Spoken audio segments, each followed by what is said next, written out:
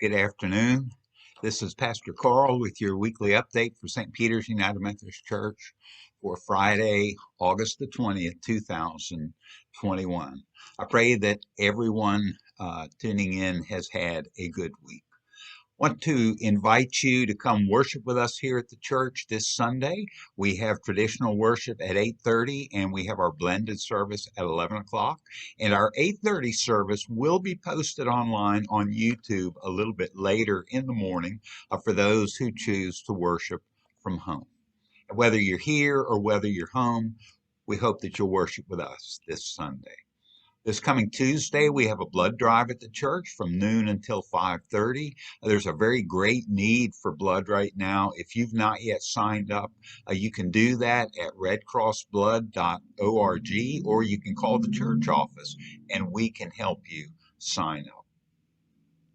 I want to take a few minutes today to talk about COVID-19. I know that you're sick of hearing about COVID-19. I'm sick of talking about COVID-19. But here's the reality. In the last 2 weeks, close to 300 new cases of COVID have shown up in Carteret County, one of them among our church family.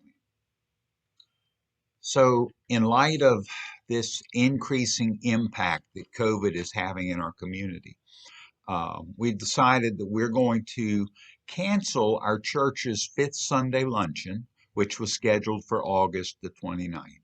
The COVID task force just did not feel that that was really responsible for us to do that right now.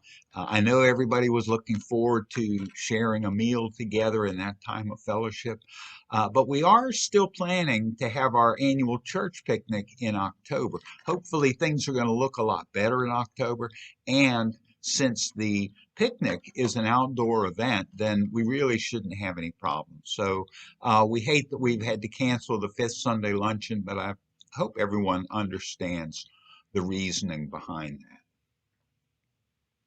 For right now, we want to remind folks to please continue to social distance, both here at the church and when you're out in public. We also ask that you refrain from physical contact like hugs and handshakes here at the church. I know you've heard me say this for months now, and I hate that I have to say it again, but we're just trying to, or I'm trying to help everybody continue to be diligent. You know, we don't want to have to return to some of the restrictions that we had in place before, but if things get bad enough, we may have to start taking some steps backwards, and we don't want to do that. Right now, we're not going to require masks at the church. I know you're glad to hear that, but we do recommend them for anyone who has not been vaccinated, or if you live or work with somebody who is at risk. We recommend you wear a mask. And talking about people who are at risk, I want everyone to remember that we have folks in our church with small children, and children are unable to be vaccinated. So that puts them at risk. So we might want to think about them in our decision as to whether or not to wear a mask to church.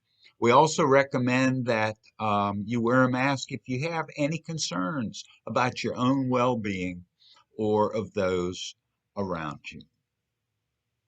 Also, I remind you that if you're not feeling well, or if you've been in contact with someone who has COVID, then please stay home. And that's just kind of a no-brainer, isn't it? Sure, because nobody is going to knowingly come to church thinking that they could possibly share COVID. And you know, your attitude about that and your practice of watching out for one another, that's enabled us to go this long without a real problem here at the church. But we want to continue that. Also, if you're not yet comfortable with gathering in a group, then feel free to stay home. We're not going to make anybody come to church. We don't want anybody to come here and be uncomfortable about being here. So we're going to continue to make our services available online. And if you are hungry for fellowship with others, but you're not comfortable about being here at church, we do have our Thursday morning online meeting through Zoom. It's called Coffee and Connections. And we've had a couple of those now, and they've been well received. And it's just been a good time of visiting with one another through Zoom. So you might want to check that out as well. Like I said, we have been fortunate so far as a church family during the pandemic. We have had people in the church who've contracted COVID, but then they got better. Not everyone's been that lucky or been that blessed. I don't know which word you want to use, but folks, we want to do everything we can to help prevent the spread of this virus, and especially this new variant. So let's all do our part to look out for one another. That's what family does. Paul writes in 1 Corinthians chapter 10, I have the right to do anything, you say, but not everything is beneficial. I have the right to do anything, but not everything is constructive. No one should seek their own good, but the good of others.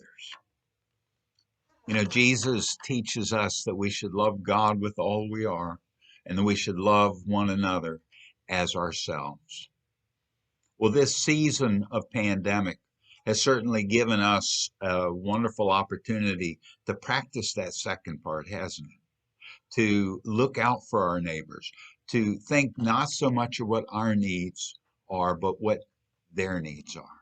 Let's continue to look out for one another. Because, like I said, that's what family does. Remember, I am praying for you.